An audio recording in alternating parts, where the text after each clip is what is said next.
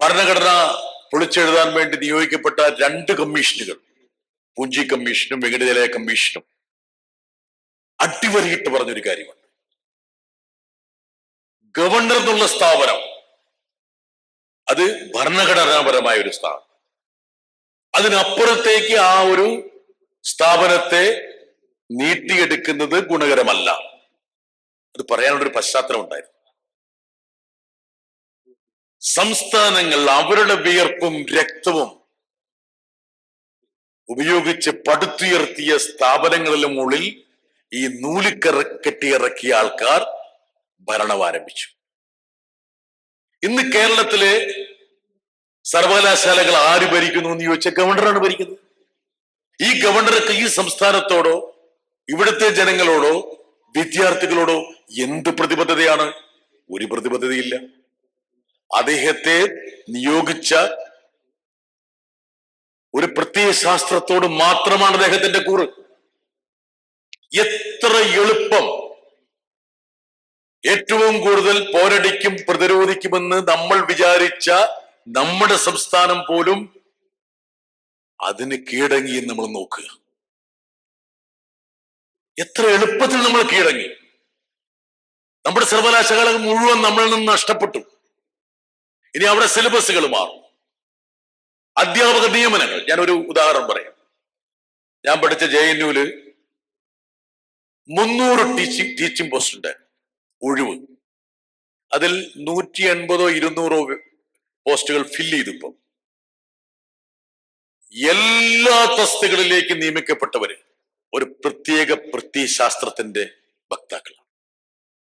ഒരു പ്രത്യേക പ്രത്യയശാസ്ത്രത്തിന്റെ വക്താക്കളാണ് എന്ന് പറഞ്ഞാൽ 10 വർഷം കൊണ്ട് ജവഹർലാൽ നെഹ്റു സർവകലാശാല എന്നുള്ള ആ പ്രശസ്ത വിദ്യാഭ്യാസ സ്ഥാപനത്തിന്റെ കൾച്ചർ, സംസ്കാരം അടിമുടി മാറും. 10 വർഷം. ഒന്ന് CUT, വിദ്യാർത്ഥികളുടെ പ്രവേശനം, PhD പോലും ഒരു പ്രത്യേക എഴുത്ത് പരീക്ഷയുടെ അടിസ്ഥാനപ്പെടുത്തി ആക്കുന്നു. അധ്യാപക നിയമനം, BC വേറെ. അതിന്റെ കൂടെയാണ് ഈ പറയുന്ന എല്ലാ അധികാരങ്ങളും വിദ്യാഭ്യാസ മന്ത്രിയിൽ കേന്ദ്രീകരിക്കുന്ന ഉന്നത വിദ്യാഭ്യാസ ബില്ലും കൂടി. പക്ഷെ എന്താണ് VBCA അല്ലെ? VBCA ഇപ്പോഴീ കേന്ദ്ര സർക്കാർ പാസ്സാക്കുന്ന ബില്ലുകളൊന്നും സത്യം പറഞ്ഞാൽ നമുക്ക് മനസ്സിലാവില്ല. എന്താ കാരണം വെച്ചാൽ അതിന്റെ പേരെല്ലാം ഹിന്ദിയാണ്. ഇപ്പൊ നമ്മുടെ IPC, CRPC, എവിഡൻസ് ആക്ട് ഇതൊക്കെ റീപ്ലേസ് ചെയ്തുകൊണ്ട് 3 നിയമങ്ങൾ നമ്മുടെ പാസ്സാക്കി. ഇവിടെ അല്ലേ, എന്താണോ അതിന്റെ പേര്? വക്കീല പേരില് പറയാൻ പറ്റും? ആരാ ഇവിടുത്തെ വക്കീൽ? പ്രാക്ടീസ് ലോയറാണല്ലോ, ലോയറാണ്. അല്ല, ഞാൻ തെറ്റ് പറയില്ല. എന്താ കാരണം അറിയോ? മദ്രാസ് ഹൈക്കോടതിയിലെ ഒരു ജഡ്ജി പറഞ്ഞു, എനിക്ക് ഈ കുന്ത്രാട്ടത്തിന്റെ പേരൊന്നും എനിക്കറിയില്ല, നാവിൽ വഴങ്ങില്ല. എനിക്ക് ആകെ അറിയാവുന്ന ഒരെണ്ണം മാത്രം, ഭാരതീയ ന്യായ സംഹിത. അതൊക്കെ മാത്രം. ബാക്കി 2 എനിക്കറിയില്ല. ഇവിടെ ഒരെണ്ണേ അറിയണു. അറിയോ? ശരിക്കും പറ, ഞാനിപ്പോ ചോദിക്കും കേട്ടോ. അതെ, അല്ലെ, ഞാൻ ആരെയും തെറ്റ് പറയില്ല. എന്താ കാരണം എന്ന് വെച്ചാല് ഭരണഘടനയുടെ ഒരു പ്രിൻസിപ്പിൾ ഉണ്ട്, നമ്മുടെ നിയമങ്ങളുടെ ടൈറ്റില് ഇംഗ്ലീഷിലായിരിക്കണമെന്ന്. അതുപോലെ മാറി. നോക്ക് എങ്ങനെയാണ് നിയമനിർമ്മാണത്തിന്റെ ഈ പറഞ്ഞ തലവാചകങ്ങളിൽ പോലും ഇവരുടെ സംസ്കാരം, ഇവരുടെ പ്രത്യേക ആ ഒരു പ്രത്യയശാസ്ത്രം സന്നിവേശിപ്പിക്കുന്നു. ഇപ്പൊ VBCA എന്നുള്ള ഒരു നിയമം, അതായത് ഉന്നത വിദ്യാഭ്യാസ നിയമം നമ്മൾ വിചാരിക്കുക. അതിനോടുകൂടി എല്ലാ അധികാരങ്ങളും വിദ്യാഭ്യാസ മന്ത്രിയുടെ ഓഫീസിലേക്ക് കേന്ദ്രീകരിക്കപ്പെടും. UGCക്കൊന്നും ഒരു പ്രസക്തി ഉണ്ടാവില്ല. ഇപ്പൊ തന്നെ പ്രസക്തിയില്ല.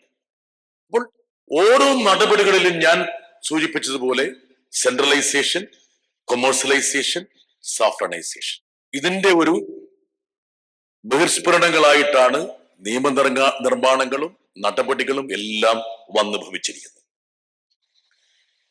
1 നേഷൻ 1 എലക്ഷൻ എന്ന് നമ്മുടെ മുകളിൽ ഇത് തന്നെയാണ്. 1 നേഷൻ 1 എക്സാമിനേഷൻ. നോക്ക്, അവിടെ എല്ലാം 1 ഉണ്ട്. 1 ഈ രാജ്യത്തിന്റെ വൈവിധ്യങ്ങളെ പരിപൂർണമായും തിരസ്കരിക്കുക, തമസ്കരിക്കുക എന്നുള്ളതാണ് ഈ പറയുന്ന ഘടകങ്ങളുടെ എല്ലാം അന്തസത്ത എന്ന് പറയുന്നത്. മുദ്രാവാക്യങ്ങളിൽ വന്ന മാറ്റം. ഇപ്പോൾ ഈ പാർലമെന്റ് ചേരുമ്പോൾ അവിടെ വിളിക്കപ്പെടുന്ന മുദ്രാവാക്യങ്ങൾ നമുക്ക് തന്നെ അറപ്പളവാക്കുന്ന മുദ്രാവാക്യങ്ങളൊക്കെയാണ്. ഓരോരുത്തരും അവരുടെ ഇഷ്ടമുള്ളതെന്ന് വിളിക്കുക. ഇപ്പോൾ ഇവിടെ ഒരുപാട് ദൈവങ്ങളുടെ പേരിൽ സത്യപ്രതിജ്ഞ ചെയ്ത കുറെ വിദ്വാൻമാര് വീണ്ടും സത്യപ്രതിജ്ഞ ചെയ്യേണ്ടി വന്നു.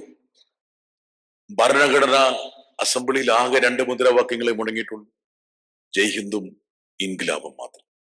കോൺസ്റ്റിറ്റ്യൂവന്റ് അസംബ്ലി ഒരുപക്ഷെ ജന്തർ മന്ദർ സമരത്തില് ഉയർന്നു കേട്ടതും ആ ഭരണഘടനാ അസംബ്ലി ഉയർത്തിയ മൂല്യങ്ങളുടെ മറ്റൊരു പ്രതിഫലനമാണ്.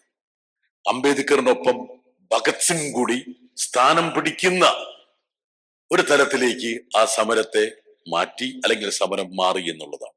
അപ്പോൾ ഏറെക്കുറെ ഈ വിദ്യാഭ്യാസ മേഖലയിൽ സംഭവിക്കുന്ന കാര്യങ്ങളാണ്. ഇനി നമ്മുടെ പൊതുവിദ്യാഭ്യാസത്തിൽ സംഭവിച്ചുകൊണ്ടിരിക്കുന്നത്, ഞാനൊരു കണക്കെടുക്കായിരുന്നു, പാർലമെന്റിൽ വന്നൊരു കണക്ക്. അതായത് വിദ്യാഭ്യാസം ദുർബലപ്പെടുത്തും. എന്തുകൊണ്ടാണ് പൊതുവിദ്യാഭ്യാസം ദുർബലപ്പെടുത്തേണ്ടത്?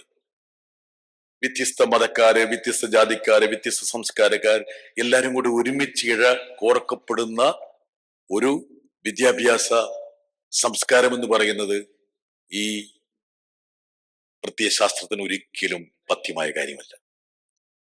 കഴിഞ്ഞ ഒരു 10 വർഷക്കാലത്തിനിടയ്ക്ക് ഇന്ത്യയിൽ പൂട്ടപ്പെട്ട സ്കൂളുകൾ, പൊതുവിദ്യാലയങ്ങൾ 89,441. ഇത് പാർലമെന്റിലെ രേഖയാണ്. 89,441 സ്കൂൾസ്.